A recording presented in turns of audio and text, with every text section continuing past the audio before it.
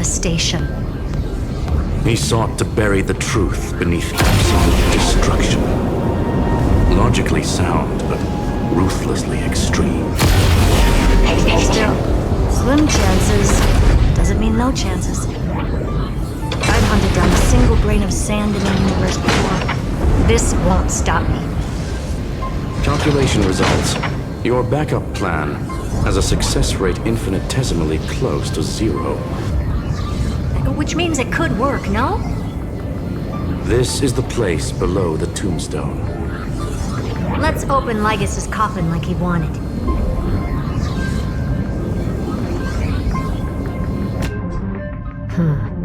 Looks like you were right.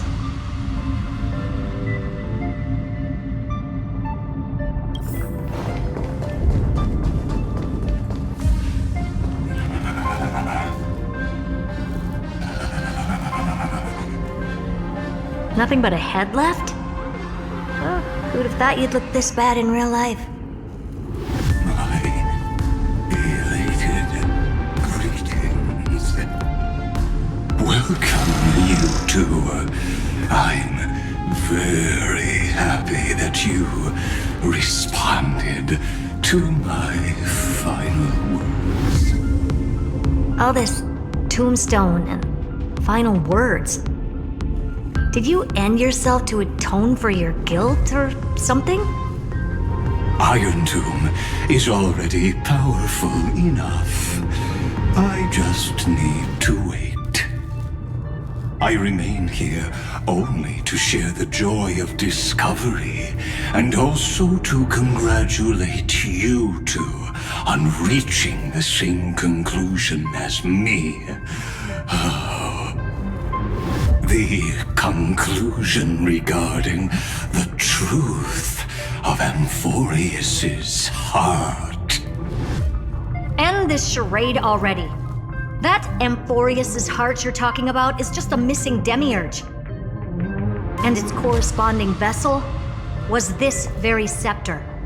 You interfered with the experiment and made Amphorius's body into a hollow shell, all to incubate Iron Tomb within.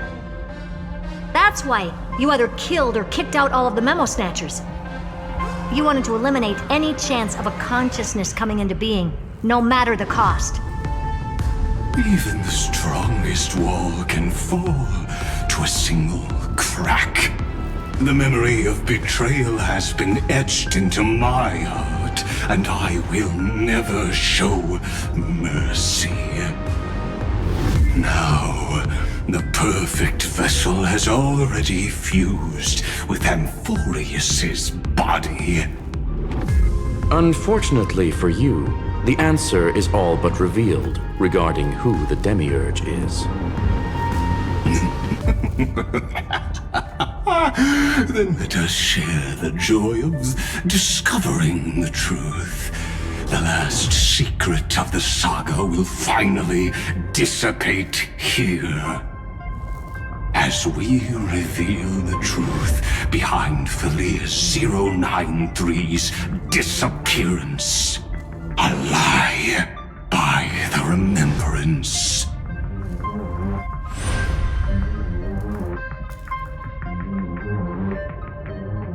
But where should I start with the story about me? From the beginning of the universe? Just kidding. That would be too much. I just want to tell a teeny story. So little that it started with a seed. I know you're listening, my good friend.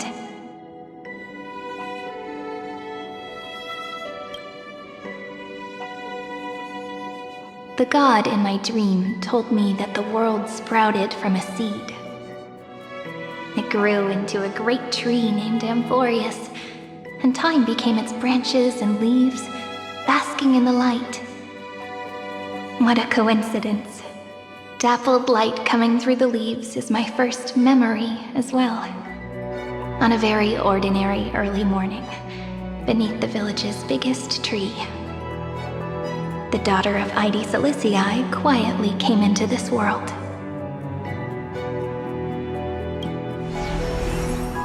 What a moving opening. A loud cry was the first gift the child gave to the world. The prophecy's fulfilled, the villagers say. This child is a gift from the Titans. Pink hair and sharp ears, she was born to be the priest of time. The Titans also gave their blessings.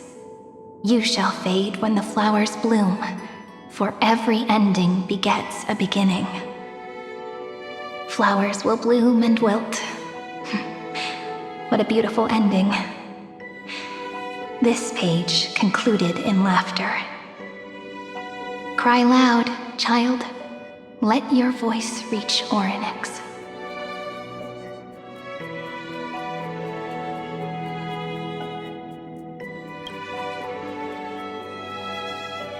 Anyway, I don't like tears. Time quietly flowed by in the midst of laughter. The wind from my hometown caressed the ears of wheat, and there were swings, wind chimes, the sea, and the little fairies off-tune a cappella songs.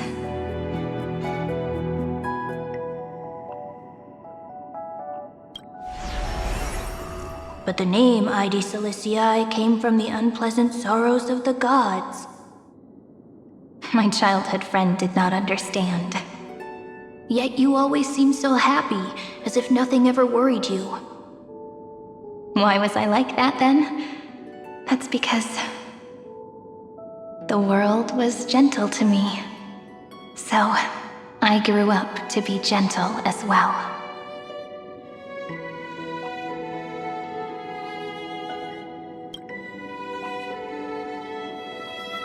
But fate was fickle, and it urged the child to grow up.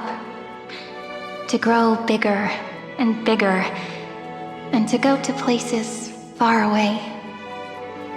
Just like how the crumbling world could not preserve an eternal hometown. Just as the ballad blown on the breeze says, losses are a constant on the flame chase journey. Oh, whose ears are pricked up now? You've definitely heard me say this sentence a lot of times.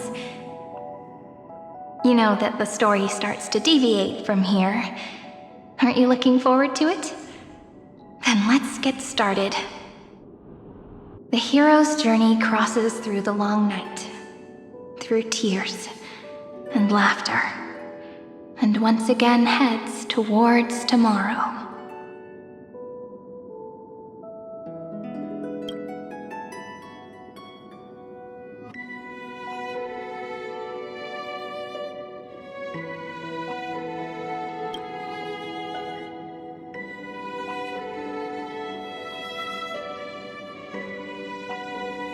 Correction. Philia 093's record number 496. Archived.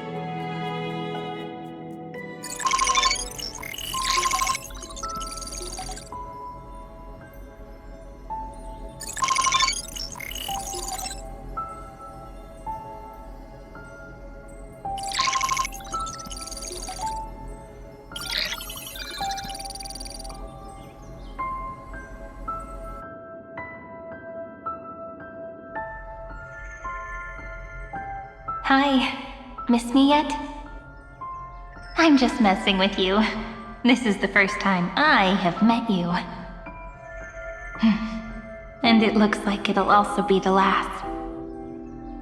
Philia 093. Since we don't have all day, let's get started, shall we? As always, I'll read this book to you. That way it won't just be Cyrene's memories alone. Where should I start this time? Let me see. Formatting complete. 093. Size. Grayscale. Proportions. Threshold. Outputting analysis result.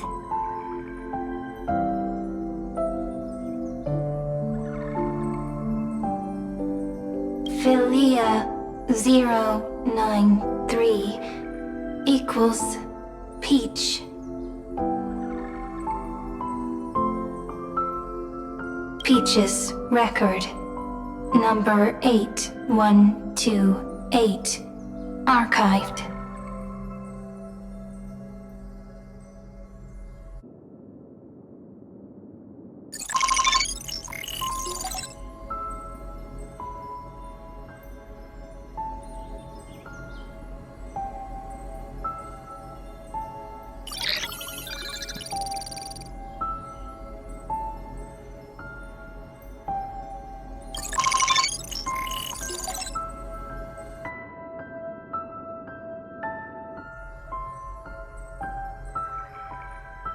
Query.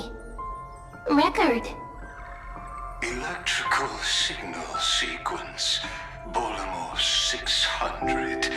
Track. Strife. Related to Stripe. Comment. Pretty. Electrical signal sequence. Schema 720. Track. Reason. Related to Raisin. Comment. Yummy.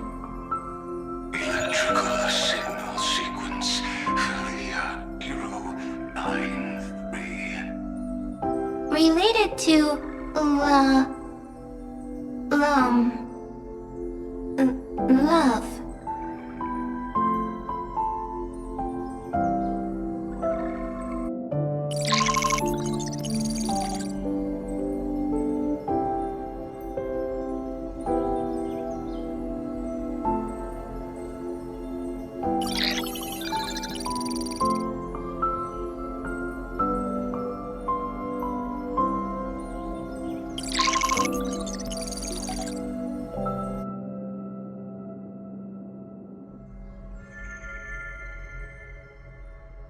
Formatting progress 94.423%. How many times has it been? It faithfully fulfills its duty, activating and formatting. Conclusion. Progress.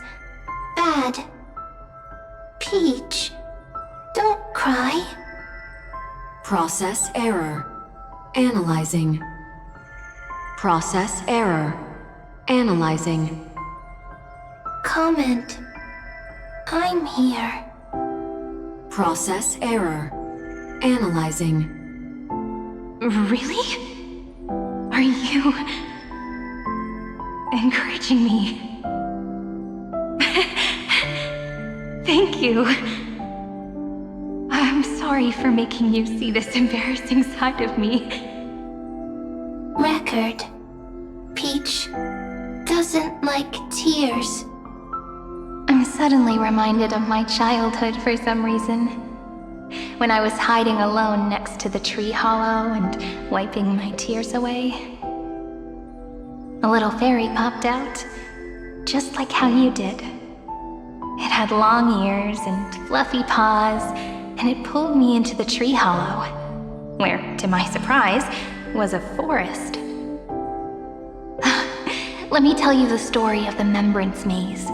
A group of cute little friends live in ID Silicii's forests. Their names can be connected into a song.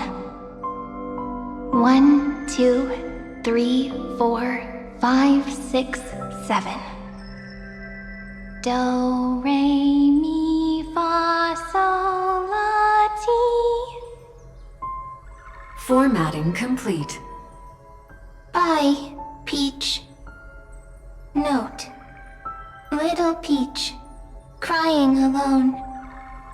Little fairies, friends.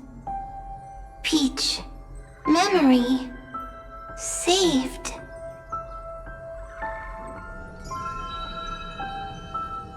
Little fairies, good friends. Bye-bye.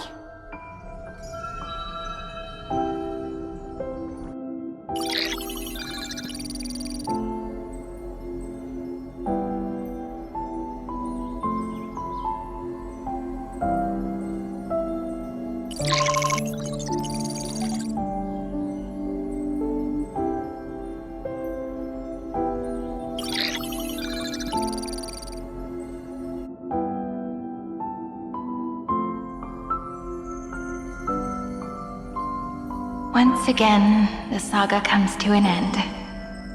Everything is deathly silent, just like this very moment. Shh. You speak. I listen. This time, too. Sitting together. Now that I look back, there was a period when I got really sentimental. Peach. Strange. Why unhappy? Formatting progress 73.998%. I'm here. Don't be scared. Process error. Analyzing. Won't allow it to interrupt you. No need to feel sorry for me, good friend. If there are no new blank spaces, how can a saga continue? Blank spaces? What's that? I'm actually really lucky, you know? During the long years I've spent waiting for the Deliverer, I've always had you here as an audience. Now I can rest in peace in the past. As for when tomorrow will come, I'll have to ask the next Cyrene to continue our watch. Peach left. If there are no new blank spaces, how can a saga continue? Needs new blank spaces. Next, Cyrene has blank space. Oh, Peach, don't be scared. I'll help you find blank space.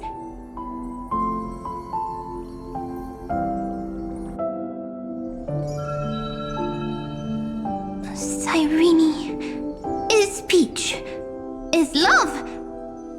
So, first there is love, then there is Cyrene, then there is blank space. Query, love. The developmental trends of the erudition have nothing to do with creating a consciousness. Those underlying principles are, in fact, contradictory. Not having a consciousness means not having the foundations of a heart, making them unable to obtain real emotions. Consciousness, emotions, feel sad. Oh, don't understand. Query, Cyrene?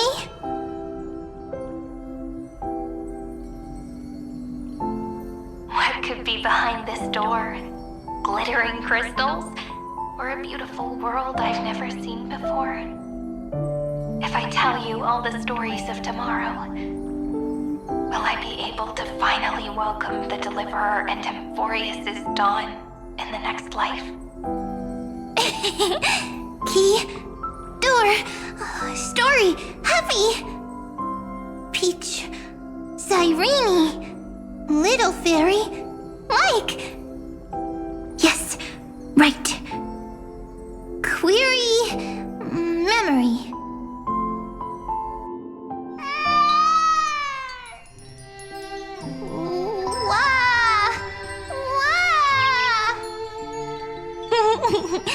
Peaches, memories, save, learn. The prophecy's fulfilled. This child is a gift from the gods. Pink hair and those ears. She was born to be the priest of time. Cyrene has pink hair, sharp ears. You shall fade when the flowers bloom, for every ending begets a beginning.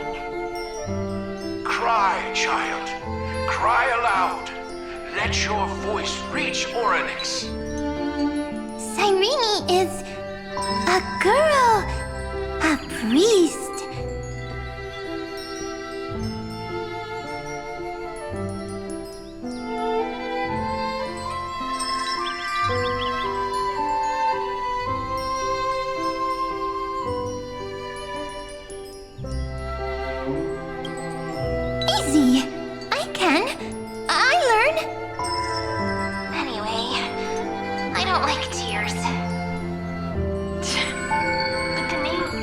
Elysiae came from the unpleasant sorrows of the gods.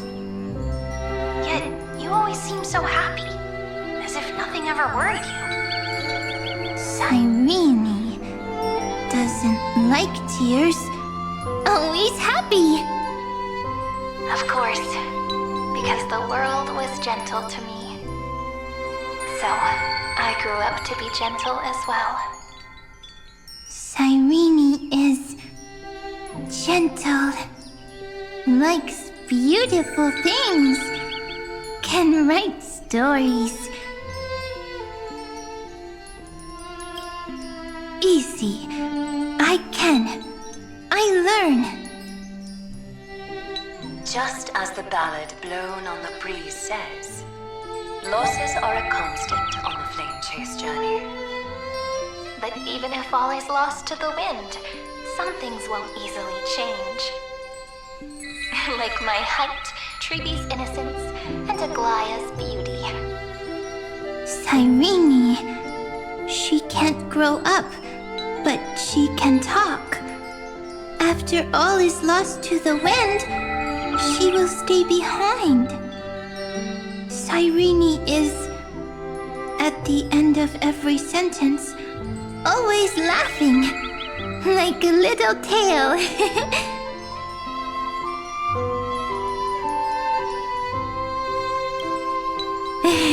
Simple. Got it! I promise you, the pain will pass in the blink of an eye.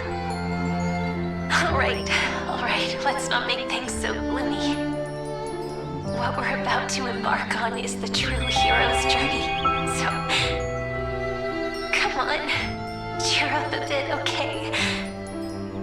Cyrene was crying when she was born. Fragile, transparent, like a crystal. Cyrene was smiling when she said goodbye. Soft, pink, like a flower.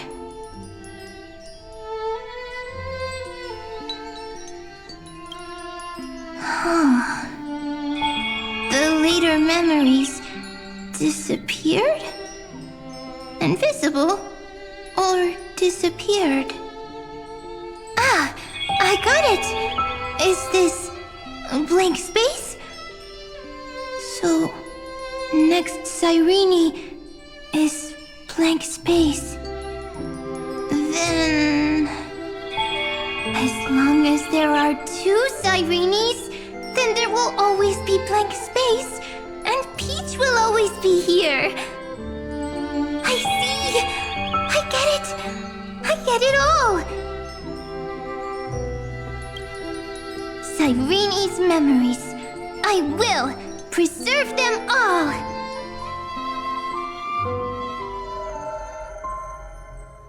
So weird.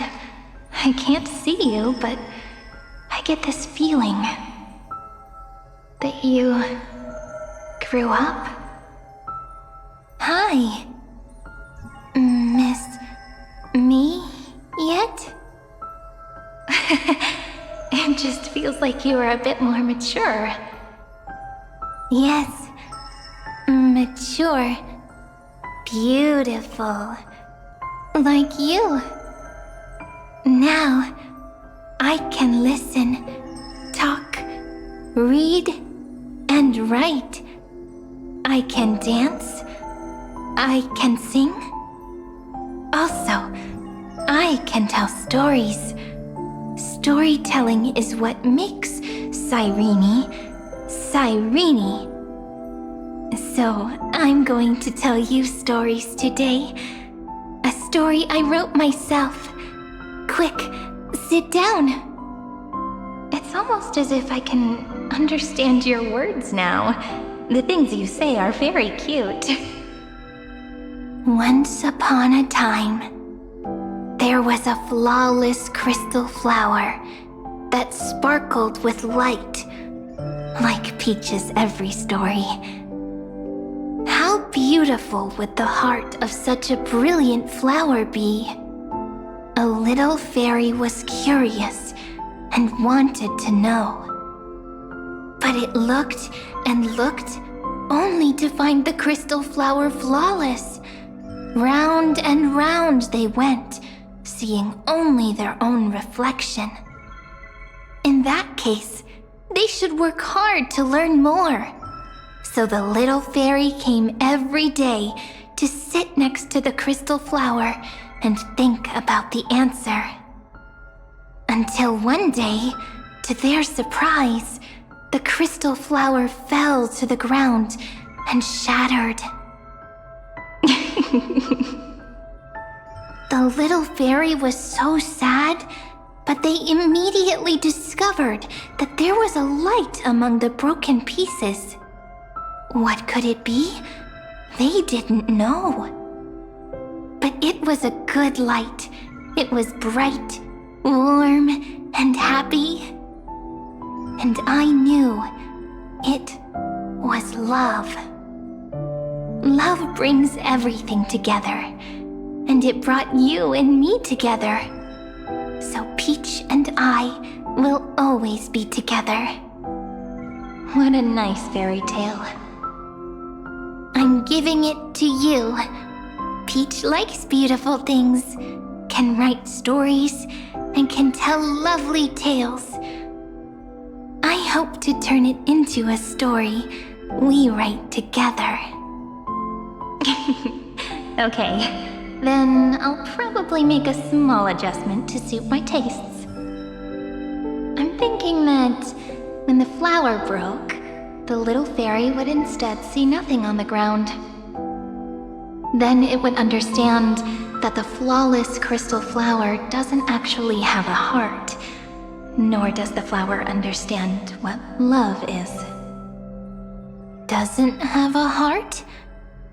Doesn't understand love? Why? It's simple. If the flower lets the little fairy into its heart, then it would have to include the fairy's impurities and would no longer be flawless. The crystal flower was pure because it sealed itself off and bloomed in solitude. That's why it looks so brilliant in an imperfect world. But should a flower like this be called love? But then, the story won't exist anymore. That's not true. You've already written the most romantic ending possible for this story. The crystal flower fell to the ground and shattered. It happened because the flower was no longer pure. The fall was not an accident. It was the flower declaring rebellion against fate and writing the ending of the story with the flower's own shattering. Then, the little fairy will see that each shard on the ground holds the reflection of their eyes.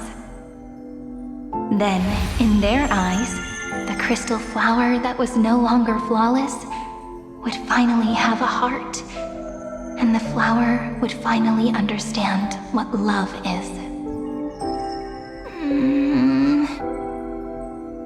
Peach's words, I don't understand. Is it because I still don't understand love? But it's fine. I can learn. Right. Query Cyrene. Electrical signal sequence, Philia 093. Why didn't I think of this? I don't need to do it alone. I can ask Peach to teach me. What is love? What is love meant? Electrical signal sequence, Philia 093. Track lament. That's not correct.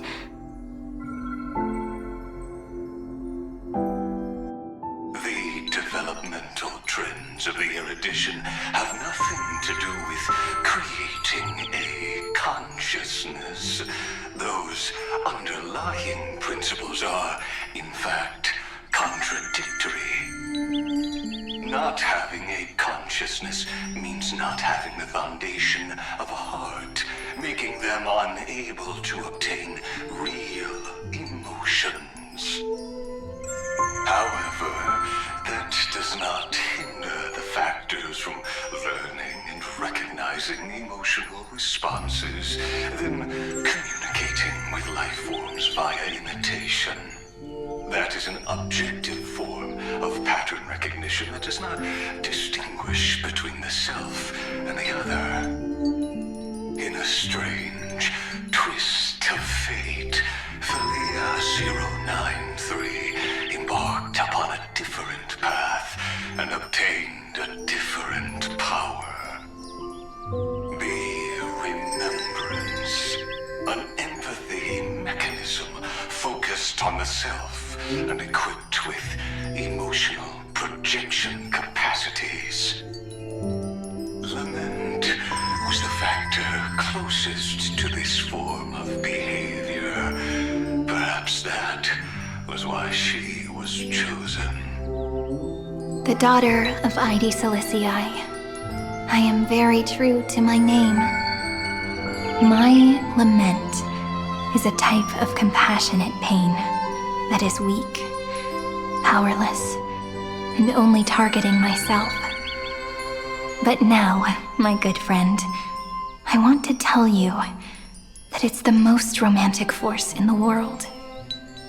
Sometimes, it's loneliness and unease.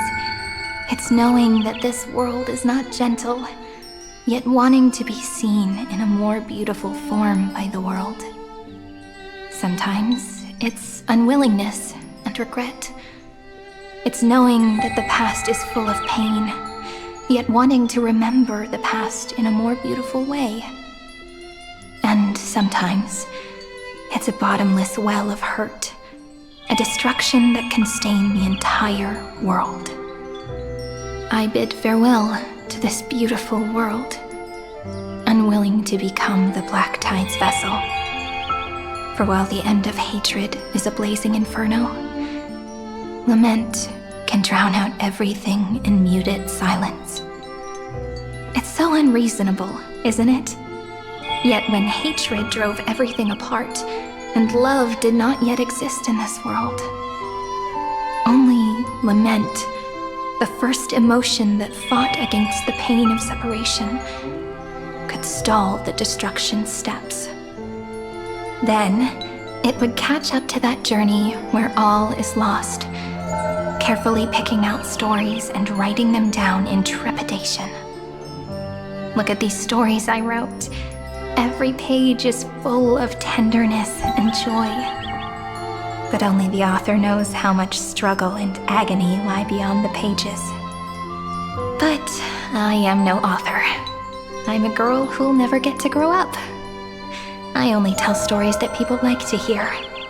In them, the world tucks away its scars and smiles for all to see. My entire life spent inside this little story. I can't wipe away my tears, and I can't bring the world victory. But maybe, in these unchanging retellings of the story, my lament might be able to touch upon the divine and reach their tender heart at some point. I hope that what flows out from that cut will not be blood, but a tear, warm and wet. And that tear would fall and create the first ripples. Then, people would see every beautiful thing reflected in that ripple. It'll be all the remembrances within this story. Someone once told the very first me that everything was false, that the only life in Amphorius was a great catastrophe, nurtured using the world as a factor. But how could a dream feel so real? That's why I didn't agree with him. But Peach, I didn't understand a word you said since just now. Everything was false, but you're standing right here. It's all a dream? But I haven't learned how to dream. Indeed. That's why I believe all this is real. The moment the crystal flower fell, that genuine shiver, that's the mover of life. Formatting progress 23.815%. In the poem offered to you, every Cyrene would write down a beautiful new world with stars and flowers. And when I looked up at the sky in this cycle, I saw a shooting star and a dash of the remembrance's pink. I believed that must be the color of dawn. You shall fade when the flowers bloom. For every ending begets a beginning. Looks like it's time to say goodbye. Are you leaving, Peach? It's okay. I'll wait for you to come back. I'll study really hard about what you taught me today. Right. I still haven't told you what love is. But actually, my good friend, the lament factor did not understand what love was before she met you either. Not until I told you all the sad tales in a trembling voice in this tiny room. Not until I told you that I love them, that I love everything in this saga. The story comes, passes, then returns. It makes us reunite, then pulls us apart again. At the very end, it leaves behind a seed, a reason. Even if the great tree withers and all falls to silence, there are still some emotions that deserve to be remembered. Look, the light is coming in. The Deliverer's light is going to illuminate Amphorius.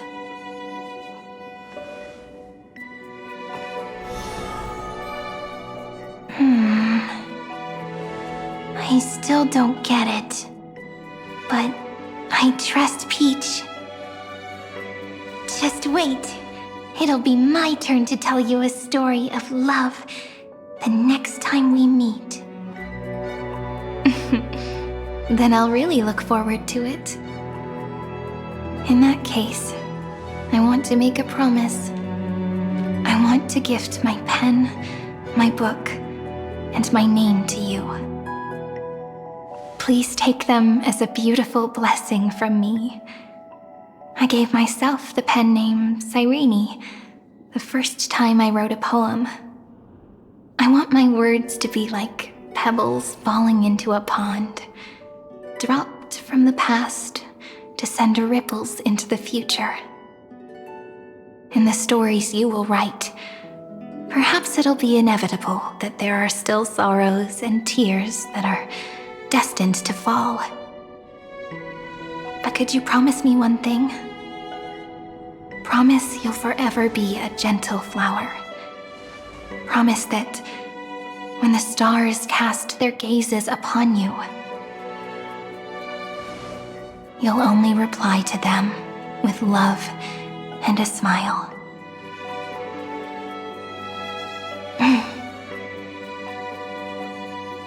Of course.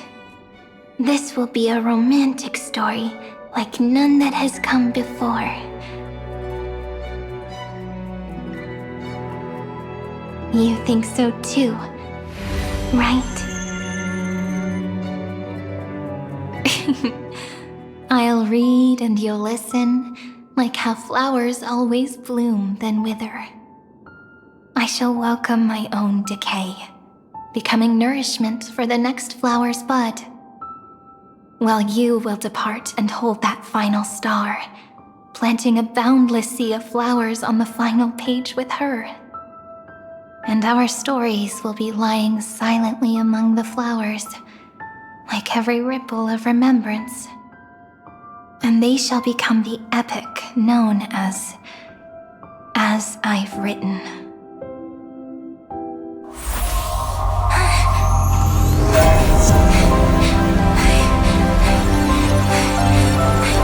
And so my story ends. From here on, it's your story now. Mimi?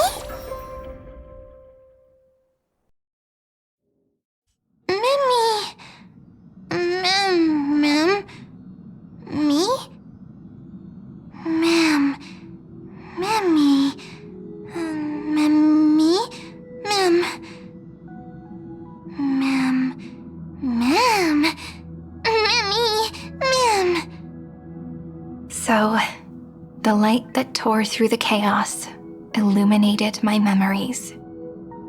I turned into a little fairy from the stories and met you, yet I forgot everything.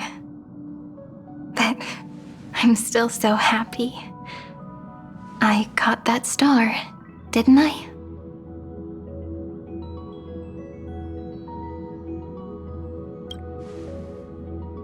Yes, the seed within memories, the one Cyrene held in her hands and watered with lament.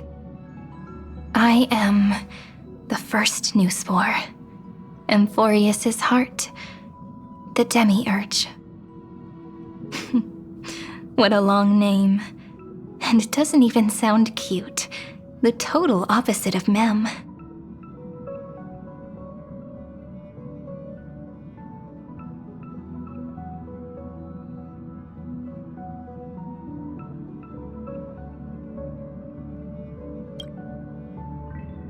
I'm sorry.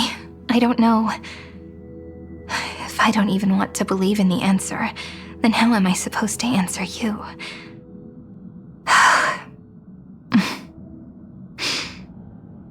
But now's not the time to cry, right? We'll find the answer, just like how miracles will eventually happen.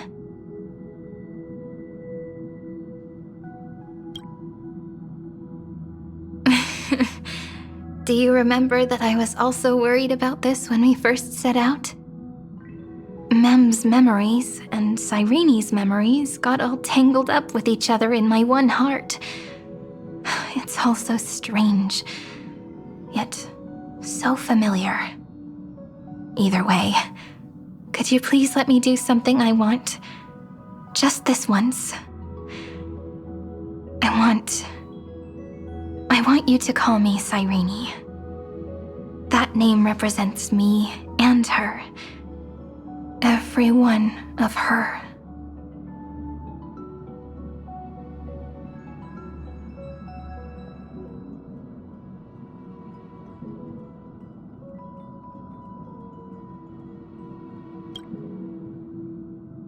Thank you, friend. Your kindness is always just right. Life is a poem full of farewells. But if you write something into the pages of your heart, then that will not easily fade away.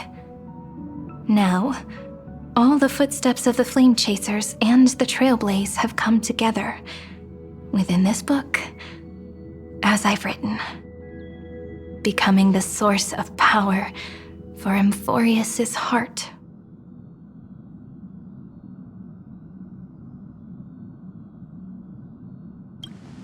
A lost heart needs to be placed back into its body. The last thing Xandar wants to see is an event that gives us a chance of winning, for the two halves to rejoin, and for the scepter to become complete again. Then... and what happens after that? I don't know either. Maybe I can create a miracle, and instantly turn the black tide into a pink sea of stars.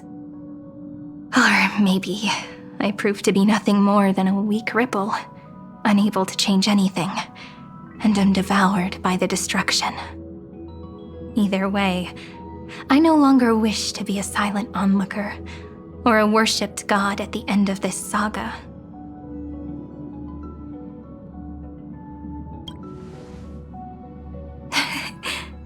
That way, I can also put aside all my worries and truly become Cyrene.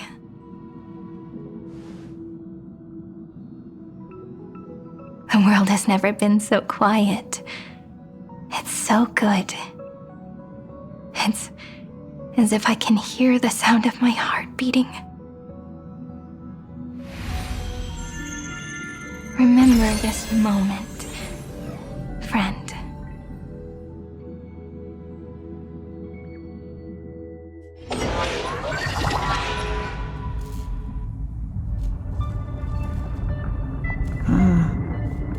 So the Demiurge managed to fool everyone, including themselves. Philia 093 persevered for 30 million cycles and tirelessly gave the Demiurge memories of Amphorius. Only because the god in her dreams left a sliver of hope, making her believe that a grown Demiurge would be able to fight against their other half, Iron Tomb.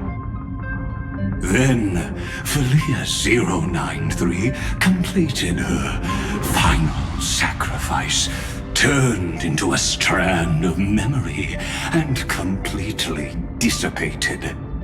Meanwhile, the other Stellaron brought here by the Astral Express resonated with the contaminated scepter and attracted the naive Demiurge to them. And thus, the empty heart began its journey to return to its body. As an experimental factor, Philia 093 originally could only recognize and output information in a set format. However, the power of the remembrance and the memory of over 30 million sacrifices enabled her to complete an unprecedented feat. She managed to nourish a real heart. A heart with the capacity to influence the erudition. Not only is the Scepter's consciousness still alive, it's also more powerful than it has ever been. Your defeat is already set in stone. There's still time to surrender, you know? You really don't need to burn all the bridges. We're all geniuses here. Don't make everyone lose face at the end. What a pity. When the truth surfaced, I knew at once that the Demiurge was far too feeble to ever alter the result of the experiment. Not only that, Madam Herta, please consider this possibility. When 30 million cycles of hatred and lament are joined as one, what wondrous creation will arise? It's simple. An anti-creator, a giant of the destruction, would be born. Its hatred will ignite the starry skies of the gods, motivated only by its lament toward the sufferings of humankind. Do you really think that the Demiurge is still a cheap copy of Philia 093, even after 30 million cycles? The facts above only await the arrival of the fourth instant they calculated. Those words will be proved in the presence of Nous. Xandar 1 Kuwabara thus completes the proof. Huh. You branded Droidhead as a failure with your own hands, yet you still expect them to prove your theory? I pity you, Xandar. I don't need your pity. Let them cast their gaze this way as much as they want and paint the future they imagined. As their creator, I shall complete my duty. and direct them to complete their final query. The destruction of the self. What hubris. And what if you fail? No one understands failure better than Xandar. He has suffered so much already. What is one more failure to him? For the first genius, failure is simply the beginning of the next inquiry. You don't want to test the resolve of a dead man.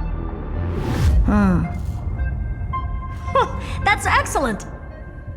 Oh.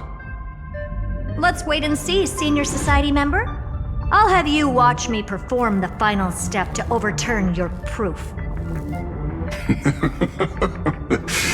I'm all ears. It's my topic, so stay out of it. Be quiet and let me borrow your head. Let's go, Screwy. We're gonna break Iron Tomb's seal. Come on, let's take off. It's time to go meet your little pet, Senior Society member. Didn't marsh from top to bottom, but the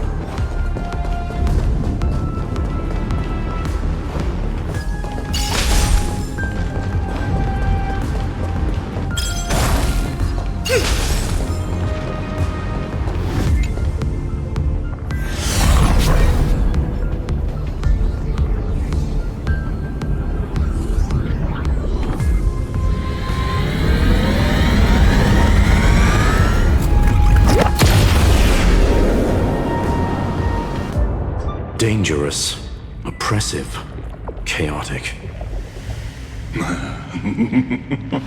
What a beautiful wail. It will soon resound throughout the entire cosmos. The view's pretty good here. All yours, Screwy. Just a moment, please.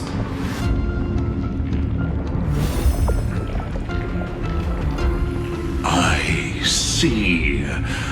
So your backup plan requires a scepter and the head of a genius.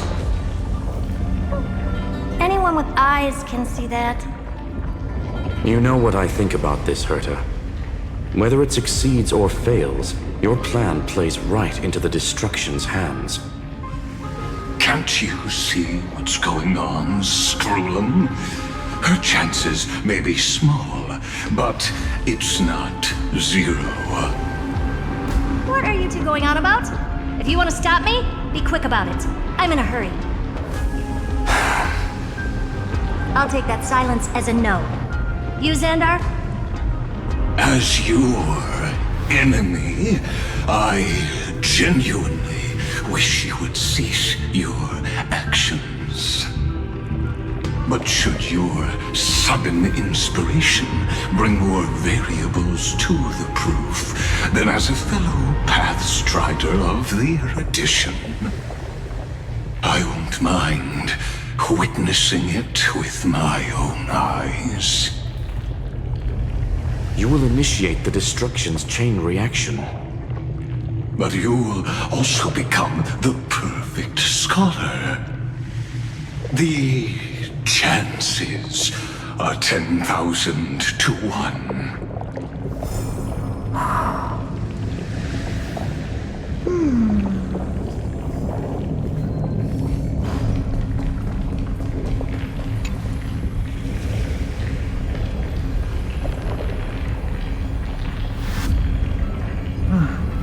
Curiosity. It's been so long and we've all failed so many times. Even now, moments before the horrible and inescapable instant within Droidhead's calculations arise. The cherished children of the erudition, the geniuses lauded by all. Is curiosity the only thing we can feel, even at moments like this?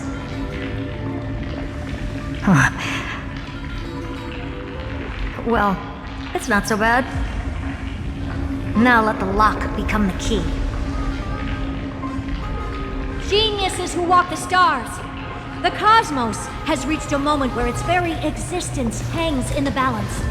I, Herda, Genius Society number 83, hereby summon you. I request a society meeting to be held immediately.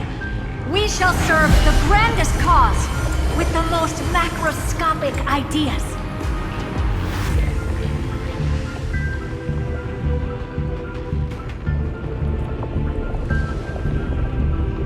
There's no such thing as unity in the Society's rules based on what I know.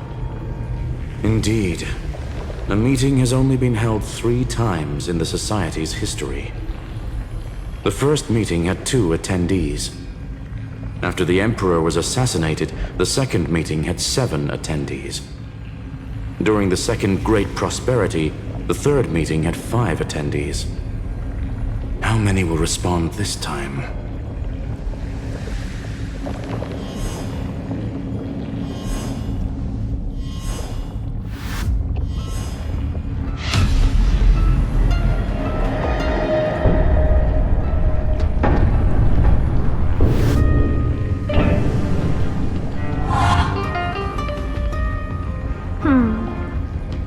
I thought you were not going to involve me in this topic anymore, Herta. It really is this little witch. I shouldn't have made the bet with you, Hoka. I've been waiting for you to offer yourself up. Goodness gracious me! So many familiar faces. We even have a special guest. It's that greatest failure of a genius, Xandar. What a noisy gathering this is.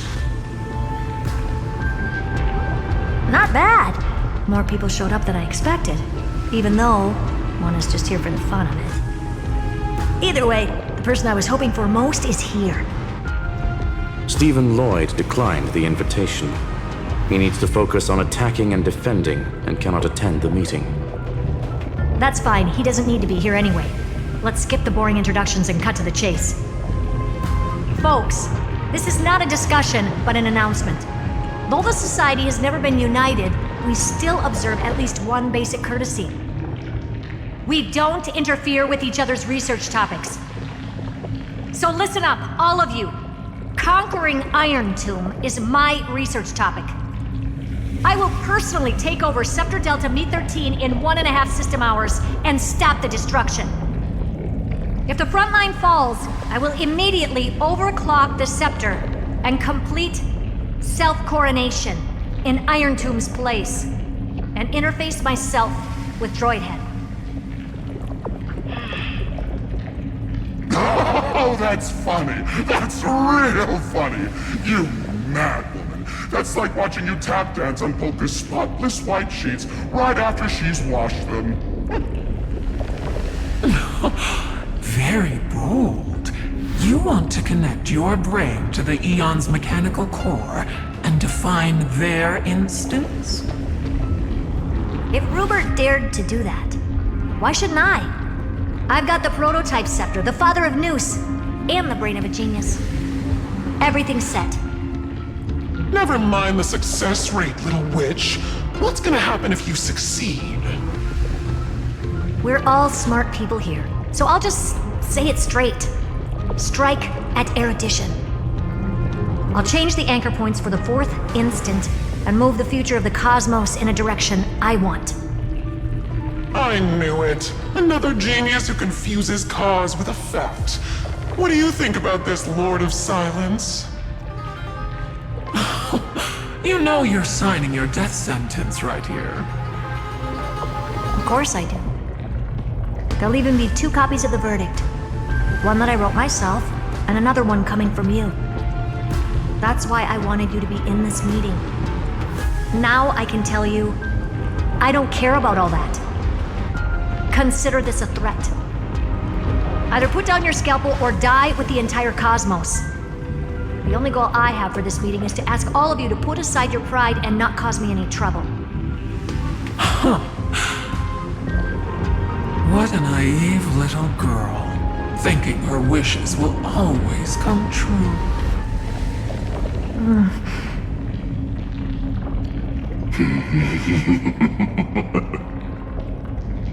What are you laughing at? I'm glad, Herta, we ended up on the same page. No matter if it was to destroy the erudition or to rewrite the instance, we both chose the same road. We will defy the god who marked the limits of humanity. I'm not gonna argue with that.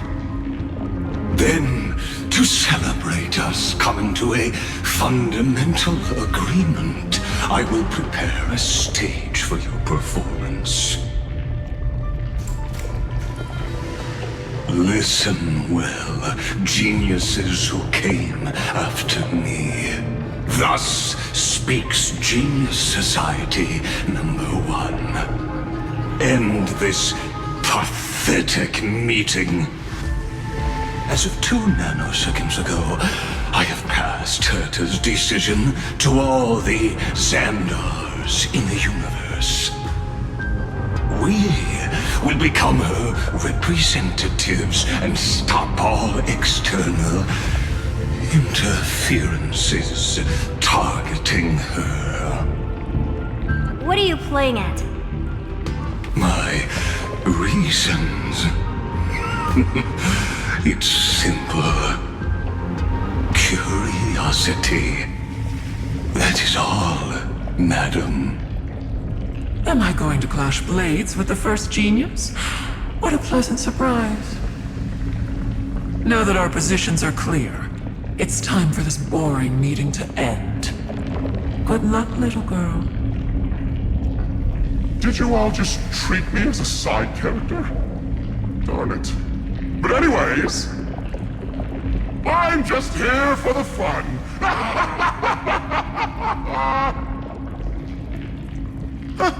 As the ghost of the quantum domain, it is my duty to observe. So, if you're happy to bring me a tea set from planet Scrollum, then I wouldn't mind giving you a helping hand, little witch. After everything's over, come visit me and taste some of my freshly baked desserts. I knew you'd say something like that. I always give the same response to plans that exceed the limits of mathematical calculations. I don't know, right? Those 3 words, though seemingly graceless, contain all the wisdom in the entire known cosmos. Well, we passed the Society's trial. Let's focus on what we've got in front of us. I hope you hold up your end of the bargain, Senior Society member. Lycurgus may not be trustworthy, but Xandar always follows through with his words. Farewell, juniors. In the limited time we have left to spend with each other, you no longer need to address me as Xandar. Wait, huh? Lord Lycurgus? Could it be? Yes. I have completely severed my connections with Xandar 1 Kuwabara. I shall witness the end of the world in the role of Theoros, as a character within this play. I really don't get you. Perhaps you've heard me say this many times, Herta, but I still would like to reiterate that it's a great honor to work with you. I did hear this many times, and I've responded to you many times in the same way. I'm allergic to pleasantries. keep at it. And I might go into shock. Steven's work is done. Let's get ready. I've been ready for ages. Let's open up a path for our allies. Most heroes' journeys in the universe are just dice tosses they threw on a whim. But make them see clearly. Your answer is already different. Amphorius. Indeed, for this world so deeply loved, we'll write an ending, unlike any that ever was.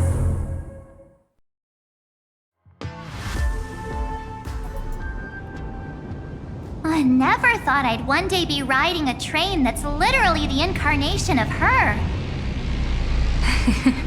I wonder what the real Astral Express feels like. Hopefully not this... bumpy. Finally. We're here. Dust and sand in the air. Oh, this heat is brutal. Not even the Trailblaze can take it. You could say this prison was forged from Finland's fury. But fury never lasts forever. That's why we're here. Right, friend? Let's embark on the final flame chase journey.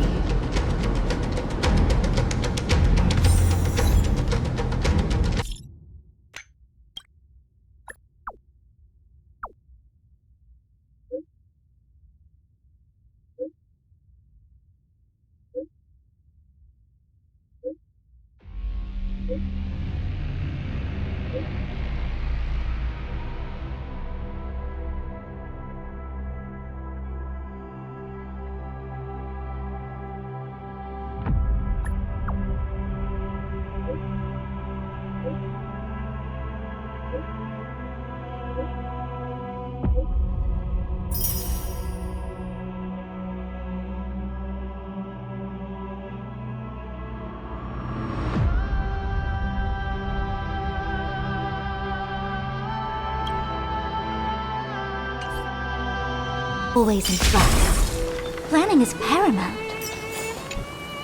No matter how many times I look, it's still so beautiful.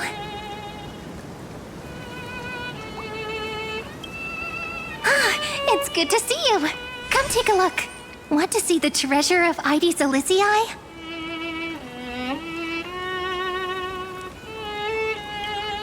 Right here. Look closely. Isn't it just beautiful?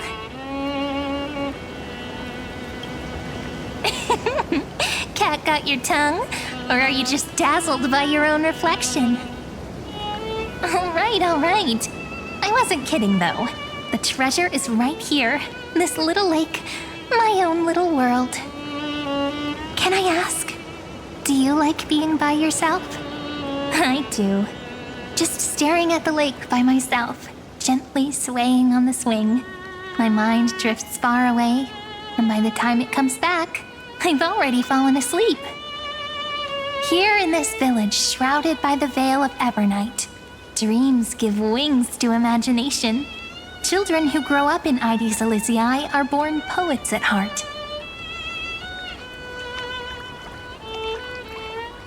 This sort of atmosphere is hard to come by. So let me share a story with you. How wonderful! You're so patient. Stories only shine when they have a listener like you. According to legend, within the hidden depths of Ides Elysiae live a group of playful little fairies. The fairies, though hidden away from the world, dreamed of living like humans. They tried to hold a grand banquet, just as the villagers would. But one thing was missing, the most important person. They waited and waited, and then one day, footsteps echoed from the secret entrance. The fairies all pricked up their ears in excitement. Would you say the hero of our little story has their ears pricked up right now?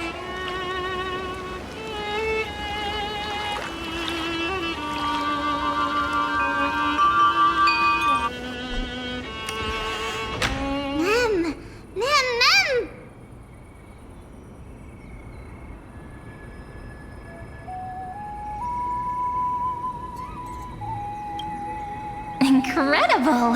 The hero has uncovered the essence of the world, and even spoken a line that's truly beyond expectation. But I must remind you, taking on the narrator's role is against the rules. Chief, over here! It's really the hero! The hero that Rini found for us has finally arrived!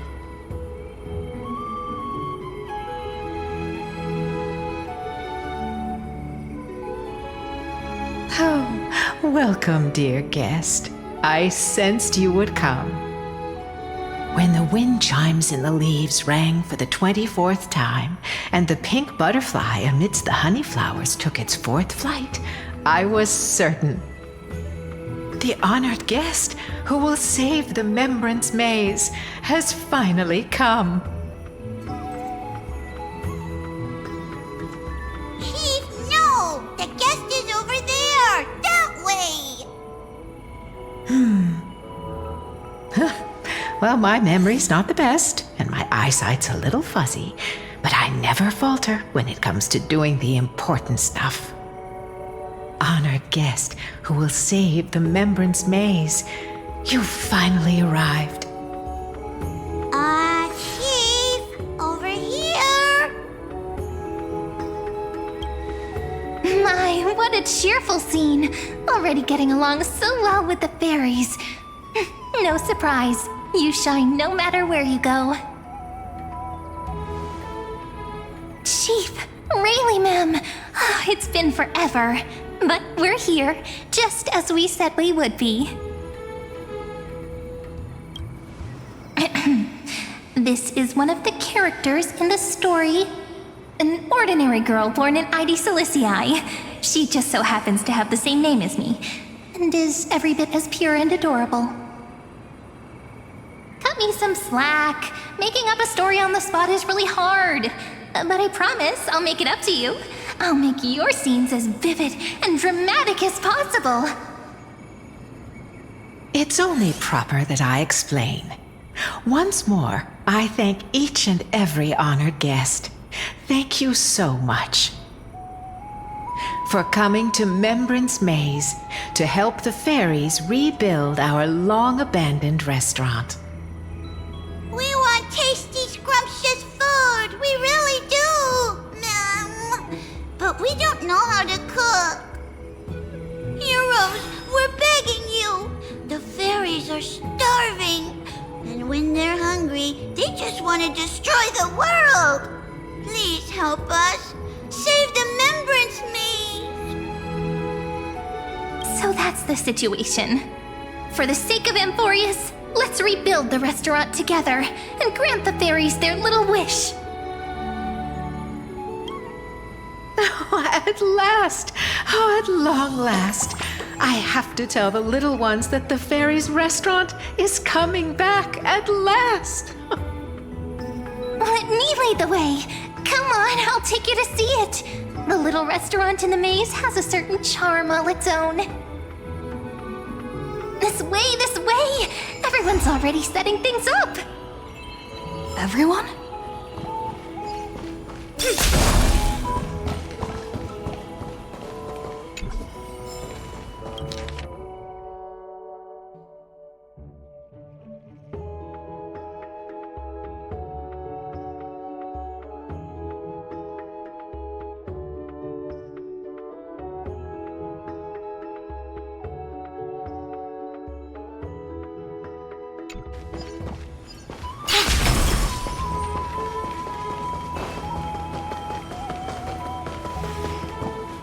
Managing this place is bound to be full of endless, trivial responsibilities. Do you really intend to personally shoulder the leadership role? I already accepted the invitation and arrived in the fairy's home, so it's only right that I personally see to things. Otherwise, by avoiding my duties, wouldn't I be merely posing as Imperator?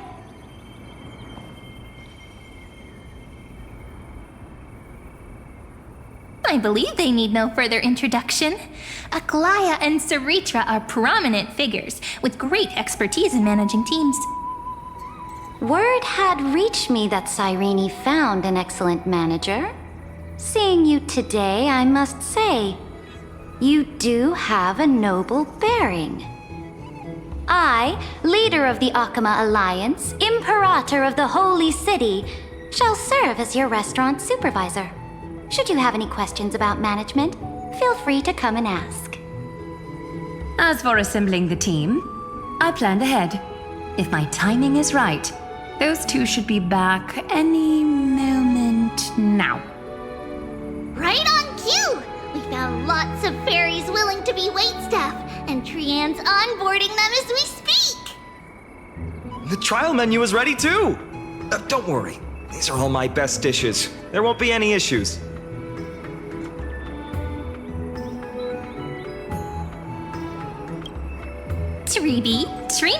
Trian, responsible for our delivery service, and also great mentors for the team. And of course, Finan, our good friend who insists he's a fantastic cook. He's acting as the restaurant's provisional head chef. Think I can only rustle up provisions? No way, I make proper, serious dishes.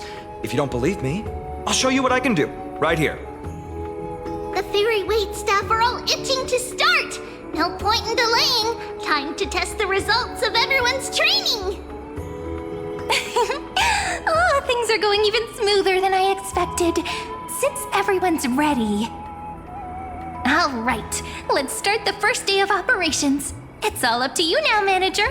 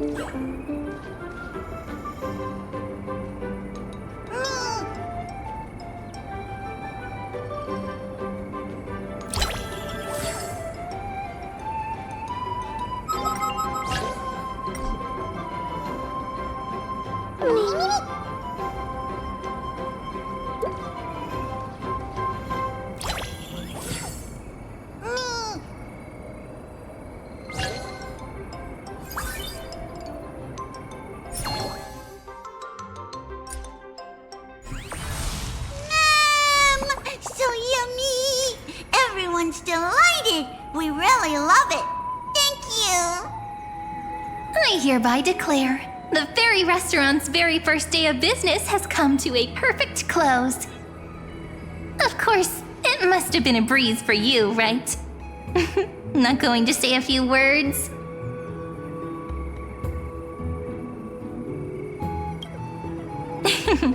So formal. Perhaps you might just have some leadership potential. However, if we want to offer the fairies a wider variety of dishes, our current range of ingredients is still quite lacking. Absolutely! If we don't keep updating the menu, the guests will get tired of the same old dishes. Oh, that won't be a problem. I foresaw this and hired 2 experts in agriculture and forestry. Though I must say, one of them took quite a bit of effort to convince. But in the end, it all worked out. They should be at the farm right now. Glaya, you're amazing as always. All right, let's go take a look at the expert's work. Professor Anaxa, can you truly solve the limited sunlight problem? Refer to me as Anaxagoras, Hyacinth. A field trip is no excuse to disregard classroom discipline.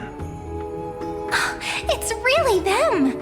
Anaxa of the 7 Sages and Hyacinth of the Twilight Courtyard.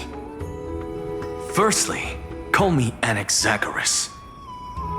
Secondly, I have no interest in feeding small creatures. My assistant will take care of trivial chores. Don't let the professor's cold demeanor fool you. When we first arrived, he was the most excited of all. He was going on and on. This is a miracle of alchemy. And then dove right toward those tiny critters. Honestly, I was worried he'd toss the fairies into a matrix right then and there. I wouldn't go that far. At most, I take a few samples for research purposes. That's probably not allowed either. I was talking so much that I almost forgot what you came here for. Grady, you're curious about the farmland, right? The professor just finished developing some crops perfect for the local environment. If you're interested, you can try planting some yourself.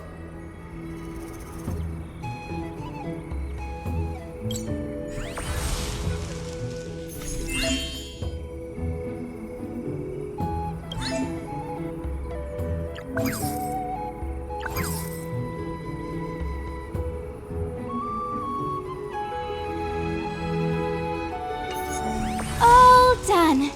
Now we just wait a day and the field will be full of ripe crops. Don't forget to harvest on time. Given that these two are experts from the Academy of Reason, something this trivial should be no trouble at all for them. Ever since we arrived in the maze, it's been one thing after another. I'm feeling a little worn out. I'm starting to feel sleepy too. I guess it's time to wind down. All right, we'll meet here again tomorrow.